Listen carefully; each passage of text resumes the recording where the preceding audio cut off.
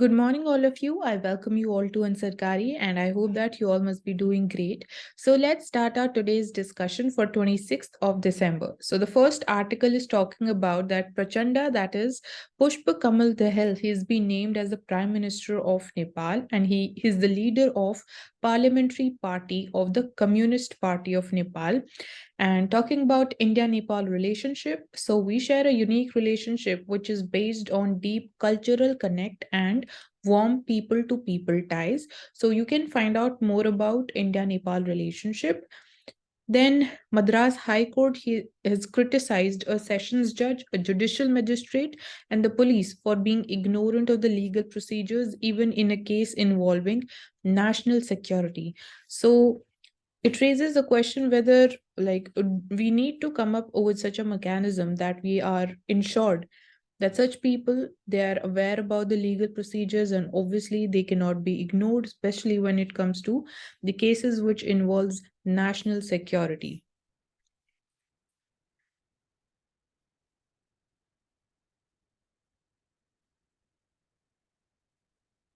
Then coming to the editorial section, so this article is talking about governors. So when the constitution was adopted by the Constituent Assembly, the founders left deliberate gaps in it to enable a future parliament to modify and amend the constitution that was in accordance with the aspirations and the will of the people.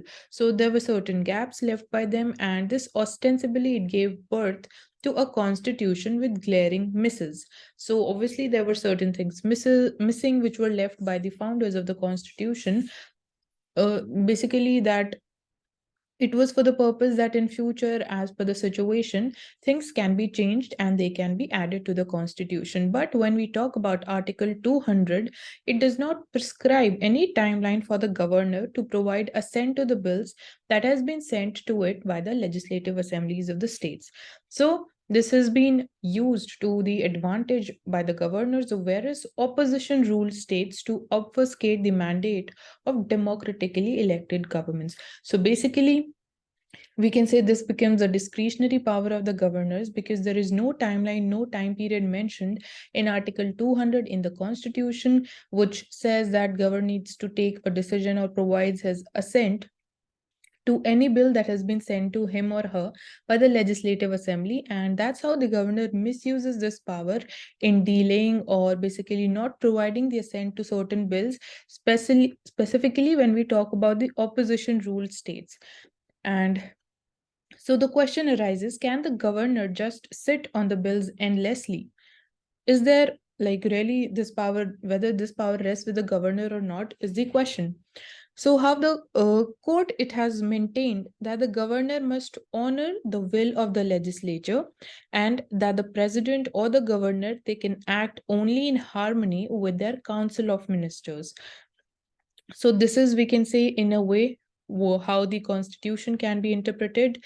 Then causing delay to the assent bills will be an arbitrary exercise which in itself is constitutionally abhorrent. So this becomes the case that obviously it leads to the violation of the constitution when you are arbitrarily exercising your power and leads to violation of the rule of law. Then additional use of basically the additional issue of the president not acting swiftly to grant the assent to the bills that has been reserved by the governor for the consideration of the president. This is also one of the issue that we cannot miss, and there is no timeline prescribed for even the president under Article 201 of the Constitution to decide on the outcome of the bill.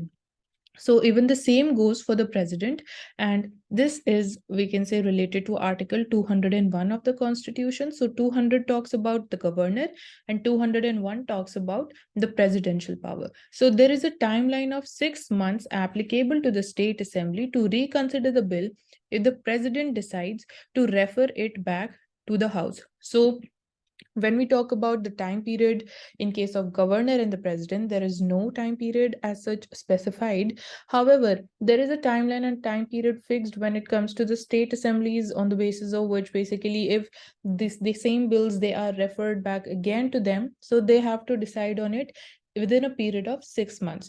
So if the state assemblies have the time period, then obviously we need a time period for the governor and the president also to decide on such cases. And talking about the reforms, so it is also important to understand the real objective behind Article 200 requiring the governor to grant assent to the bills. So it was felt that an independent governor would be necessary to act as a check and balance to avoid the state enacted law being repugnant to the union law. So basically, now we are talking about what was the idea behind coming up with the position of a governor. So we are trying to understand the real objective behind Article 200. So it was felt that basically governor would act as a check and balance when it comes to the state enacting certain laws and ensuring that they are not basically violating the union laws. So this was the one thing. Then secondly, some state governments they expressed an opinion before the Sarkaria Commission that a governor will act as a safety valve against the hasty legislations and by their operation enable the state government and the legislature to have a second look at it. So this was we can say that this was the second objective behind coming up with the position of the governor, that he would act as a safety valve and ensure that even if the state government or the state assembly is passing the laws in a hasty manner, and so the governor would be able to, we can say, recheck those bills, and if there is any loopholes, so they can be removed. Then it was also suggested that delay from the side of the governor in granting assent, it can be avoided by streamlining the existing procedures. So now we are talking about what reforms are required when it comes to the situation of governor dealing the assent to the bills. So we can streamline the existing procedures by making prior consultation with the governor at the stage of drafting of the bill itself. So this is one thing, that before, basically when the bill is in its draft stage, so we can have a consultation of the governor that basically know about his or her opinion on the issue or the topic which the bill is basically based upon, and secondly by prescribing the time limits for its disposal. So these two reforms are required, these two, we can say, steps are required in order to ensure that such delays are not witnessed in future. Now, in the realm of the administrative law, unreasonable delay in granting administrative sanction would be violative of the rule of law. So these kinds of delays, they are obviously violative of the rule of law also. And talking about the Kisham Megh Chandra Singh versus the Honorable Speaker Manipur Legislative Assembly case 2022, which was regarding the anti-defection law, the Supreme Court held that the Speaker must act on disqualification petitions against the defecting MLAs within reasonable time. And this reasonable time was also specified by the Supreme Court. So it clarified in the same judgment that reasonable time is 3 months in the case of disqualification petitions. So even in this case, the time period was missing, and that has been added by the Supreme Court. So we can say that the same thing can be done by the Supreme Court in this case of governor and the president when it comes to they providing their assent to the bills that have been sent to them by the state assemblies. And the governor's duty is only to ensure that an elected government is working within the parameters of the constitution, and it does not mean that the governor can sit on the bills indefinitely. So the constitution should be read contextually to provide a meaning that the governor must act on the bills within a reasonable time, say 3 months, and the constitutional silences should not give way for such unconstitutional inaction, leaving space for anarchy in the rule of law. So this was, we can say, we've discussed a lot of things in this article, and I hope you have understood them, talked about the reforms or the steps that we can take to ensure such things do not happen in future. Then we also talked about the case of the time period which was specified by the Supreme Court when it comes to disposing of the disqualification petitions, and talked about Article 200, Article 201, and what was the purpose behind coming up with the position of a governor. So that was all in this article. And talking yesterday, like we talked about the center approving free food grains under the National Food Security Act. So the beneficiaries, they would not have to pay the subsidized prices to get the food grains. So we'll be looking at what are the benefits of it. So obviously it is going to be fiscally expensive, and the cost it has been estimated at around rupees 2 lakh crores. So the scheme, it will be providing distress relief to the most needy people. It will be helping the government to control its food buffer stocks in a better way, and also reduce the wastage of the procured food grains at a time when we are seeing that the procurement figures for rice and wheat by the Food Corporation of India, they remain at an higher level. Then the PDS and the Pradhan Mantri Gareeb Kalyan Yojana, they have not only enabled the basic food security, but they have also acted as the income transfers for the poor by allowing them to buy other commodities that they could have not afforded. So basically, this point is pointing towards, or it is showing that firstly, it will be able to ensure the basic food security at the micro level, and secondly, it is basically helping in income transfers. So what do we mean by this is that since now the beneficiaries, they would be accessing the food grains at free of cost, so the cost that they would have incurred in buying these food grains at a subsidized price, now that amount or that money or that part of their income can be spent on satisfying their other needs. So that's why we are, terming it as income transfers for the poor people. So these are some of the benefits that we are expecting out of this initiative of the government, and this is for one year period, that is for the year 2023. Now we are talking about basically tussle between ensuring forest rights and heritage conservation, basically protecting our forest, the protected areas, and at the same time ensuring that we are basically complying with the Forest Rights Act. So, of the 39 areas that have been declared by UNESCO in 2012 as being critical for biodiversity in the Western Ghats, 10 are in the state of Karnataka. And before recognizing areas as World Heritage Sites, so UNESCO, it seeks the opinion of the inhabitants in those areas on the implication of the possible declaration on their lives and livelihoods. So this is the process which the UNESCO follows before declaring any like site as a, you can say, protected site or a World Heritage Site. And according to a survey, so the author, he did a survey in the state of Karnataka, and he found that an overwhelming majority said that they were not aware of this process that leads to the declaration of the UNESCO heritage site. So this points towards the question that whether the procedure is being really followed on the ground or not.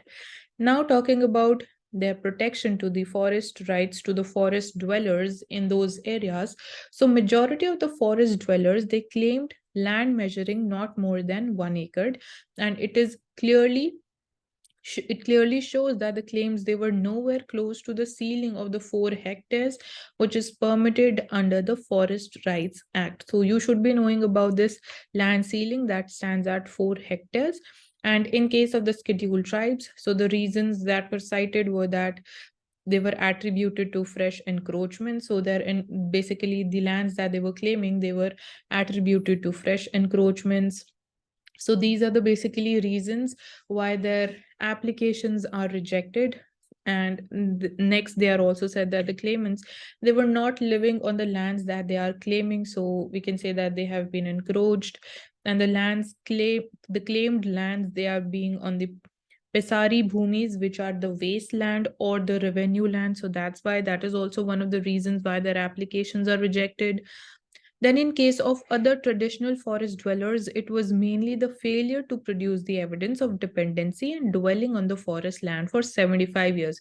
So, this is one of the conditions, and they fail to provide any proof or any evidence of their dwelling or dependency on that land for 75 years. So that is also one of the reasons why their applications are rejected. So officials, they say that the Forest Rights Act, it is a good law which recognizing the rights of the scheduled tribes because of their overall backwardness. But at the same time, they say that the act, it should be basically it should meet its closure because the process cannot go on forever with new claims emerging on regular basis. So this exercise, they feel that it should come to a closure, it should come to an end because it cannot go endlessly. And the people in the villages who were falling under the eco-sensitive zones, they said that they started experiencing severe restrictions on their entry into the forest. Development activities like road repair have been stopped. Farming is not allowed in a normal way. A slight sound is also not tolerated. Then the use of fertilizers is completely banned, and even a small knife is not allowed to be carried into the forest. So we can say these are the level of restrictions that the people who are living in the villages that fall in the eco-sensitive zones, they have to experience. And next is that increasing animal insurgency is also causing damage to the crops of the farming forest dwellers. And those who do not have recognition over their lands, they are not given compensation for the loss by the government. So that is also one of the challenges. And owning to the livestock in the villages close to the forest, that is also a challenging task than in the regular revenue villages.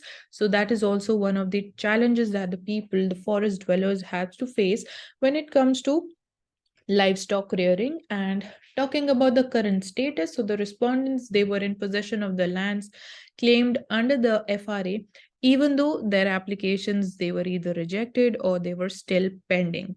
So people are still working upon such lands, on the lands claimed by them. However, in some cases their applications have been rejected, or some are, they're still pending.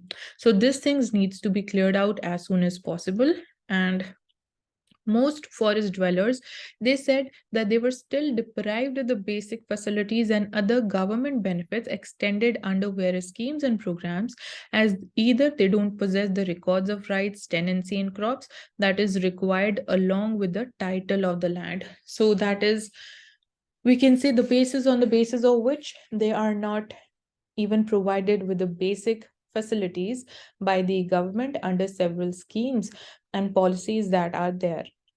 So if basically, if this issue is like we are seeing it in other things also, that they are not possessing, if they're not possessing the proof or the evidence to show that they're dependent on that land for the past 75 years, so we should basically we should come up with an alternative to ensure and to resolve this thing, that if they're not having the papers or they're not having any proof, so what next? Obviously it has to be basically resolved because things cannot be left like this. And next, the issue, it becomes complicated when the people, they refuse to relocate on the grounds of their attachment to the land, fearing extinction of their culture and the religious roots. So that is also one of the concerns of the, we can say, forest dwellers, and that's why they refuse to relocate to other areas. And the government, it must bring more clarity to the act to avoid conflicts and confusions between the government agencies conserving biodiversity and the people living in the forest for over decades and centuries. So we need more clarity, and the conservation of biodiversity, or it also requires special attention. So this was all. And again, I would say that this topic is getting repeated. So forest right versus conserving the biodiversity, conserving the forest land. Then railways to modernize small stations under the new scheme that is called the Amrit Bharat station scheme. And small stations, they would be identified not just for their footfalls, but also based on the cities they cater to. So you can find out more about this scheme. And we see that in the month of December, foreign investors, they have infused crores in the equities. Basically, they have invested more in the Indian capital market to the tune of 11,557 rupees, crore rupees. And moving ahead, So what are dark patterns? So dark patterns, they are unethical user interface designs that deliberately make your internet experience harder, or even it can exploit you. So in turn, they benefit the companies or the platform who are employing these designs. And by using the dark patterns, the digital platforms, they take away a user's right to full information about the services they are using and their control over their browsing experience. So this is what do we mean by dark patterns. And taking examples, suppose we talk about LinkedIn users, they often receive unsolicited and sponsored messages from the influence, and disabling this option is a difficult process which with the multiple steps that requires users to be familiar with the platform controls. So this is, we can say, this is a form of a dark pattern. And talking about YouTube. So YouTube also nags users to sign up for the YouTube Premium with pop-ups and obscuring the final seconds of a video with thumbnails of other videos. So this is a way of disrupting what should have been an otherwise smooth user experience. So these are certain examples of dark patterns. And what do users stand to lose because of these dark patterns? So they endanger the experience of internet users and make them more vulnerable to financial frauds and data exploitation by the big tech companies. And internet users who are able to identify and recognize the dark patterns in their daily lives, they can choose more user-friendly platforms that will respect their right to choose and privacy. So basically, dark patterns, they lead to the violation of the people's right to choose and privacy, and also right to information. So that is all about dark patterns. Then increasing the retirement age of the Supreme Court and the High Court judges could extend the years of service of the non-performing judges. So basically, we can say this is part of one of the reforms when we talk about reducing the pendency of cases in the Indian judiciary. So this is one of the suggestions that we can go ahead with increasing the retirement age of the Supreme Court and the High Court judges. But here we are talking about what are the challenges or what can be the repercussions of this step. So, firstly, it will provide an opportunity for the non performing judges to function for a longer period of time, and this step can lead to cascading effect with the government employees raising a similar demand of obviously increasing their retirement age also. And our union law minister, he reiterated that government is there was no proposal on the part of the government to increase the retirement age in the month of July. And it also suggested basically that raising the retirement age of judges, it should be considered along with bringing down the pending cases and bringing the transparency in judiciary. So this step should be taken along with these two things, ensuring that we are able to meet them. And it may deprive the tribunals of having the retired judges as the presiding officers or the judicial members. So this is also going to be one of the disadvantages if we go ahead with increasing the retirement age, because then we'll the retired judges and presiding officers will not get the opportunity to provide their experiences and provide their learnings. So while the Supreme Court, talking about current retirement age, so for the Supreme Court judges it stands at 65 years, and for the High Court judges it is 62 years. Then CAG, it detects discrepancies in the Assam's NRC exercise. That is, basically it was has detected a large scale anomalies in the updating of the National Register of Citizens in Assam. And Pratik Hajela, he was appointed as a state coordinator in 2013. So the complete draft of the list of the citizens was published in August 2019, excluding 19 lakh people out of the 3.3 crore applicants. So the report, it said, and it identified 215 software utilities were added in a haphazard manner to the core software. So this is one thing that has been identified, and these were done without following the due process of either the software development or selection of the vendors. And also, This step, it posed the risk of data tampering without leaving any audit trail, and consequently, it led to the failure of meeting the intended objective of preparing a valid and error-free NRC. So the updated NRC, it included people who could provide their Indian citizenship by being residents or descendants of people living in Assam before March 25, 1971. So you should be knowing about this time period, about this date, exact date. This can come up in PT. And also, Pratik Hajela has been accused, he's been alleged of corruption and money laundering under this case. So that are the findings of CAG's report. Then 14 monuments and sites, they have been declared protected in the last 3 years. And few of them includes the Janardhan Temple in Kerala's Wayanad district, Haveli of Aga Khan in Agra, that is in Uttar Pradesh, and Gonpa complex in Ladakh. So you can find out more about these places, their specialities and their importance, and they were declared as protected by the Archaeological Survey of India, and the government provides it has provided 15,622 lakh crore rupees, lakh over the last 3 years as grant to the zonal cultural committees. So you need to find out about the role of the zonal cultural committees to strengthen the microculture in the country, so as to ensure this microculture and ensure its preservation. Then CPCB report, it finds that the number of polluted stretches in India's rivers, it has although fallen from 351 in 2018 to 311 in 2022, but the number of most polluted stretches is practically unchanged. And CPCB, it's a network which monitors the water quality.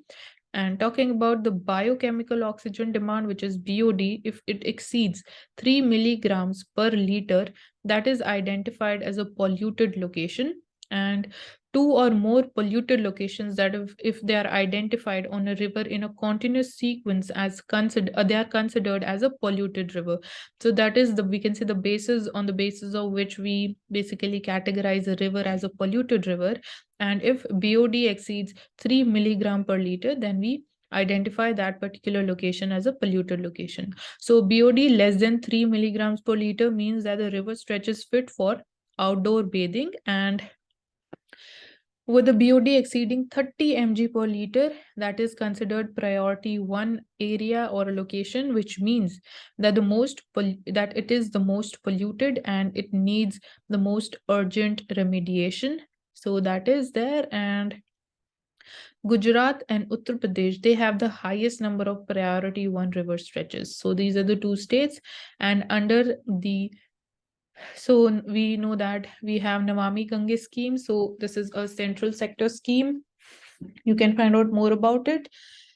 And talking about CPCB said in its report that the overall decrease in the net number of the identified polluted river stretches, which have shown improvements in the water quality, that could be attributed to the efforts done for the infrastructure development for pollution control. So we can say more infrastructural development had resulted in less number of rivers being polluted, but the worst rivers or the worst ones affected, they still remain unchanged. And we talked about the biochemical oxygen demand. So it is basically the meaning of BOD is that the aquatic species in the river, if their demand for oxygen increases, it basically means since the river is more polluted, so that's why they require more of oxygen. And if the river would have been clean, so that oxygen demand would have been less. So if it is less than 3, as we talked about, then we consider the river as fit for outdoor bathing. And if it is exceeding 3, so that's when we categorize it as a polluted location. So I hope this is clear, and this can be asked in PT, like what do you mean by BOD and what is the safer limit? So that's it for today. Thank you for joining Ansarkari. You will get the PDF in the description box, and yeah, definitely go through that. You'll find something new from it also, and see you soon in the next video.